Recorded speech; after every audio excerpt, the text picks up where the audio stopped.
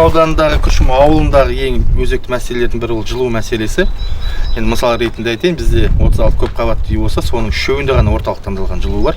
Яғни қалған 33-інде адамдар үйлерінде 3-ші қабатта болсын, я өзінің пешімен, я болмаса электр тоғымен жылытылып отыр.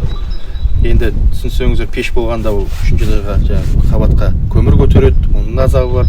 Тоқ болса айына 40-50 мыңнан шығады, ол да қиындық тудырады. Сондықтан осы мәселемен айналыстық. Ол үшін осы аурухананың жылу қазандығы болған, тек ауруханаға жұмыс істейтін болған, соны өз теңгерімізге алдық. Өткен жылы мына 3 котелді қойдық. Енді бұл действительно айтқан кезде примитивно, но эффективно.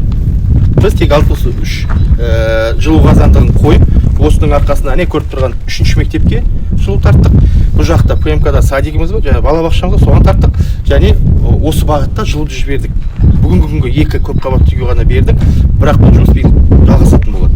Биылғы жылы 5 январдан бастап осы 2 үй қосылды. Енді 30 жылдай жылу болмаған бұл үйде. Бәрі от жағып, көмір тасып деген сияқты. Қазір міне ешқандай ақаусыз, түксіз, жақсы жағып шықты осы жыл, бірінші жыл. Үйдегі температура орташа 24-26-ға барып тұр.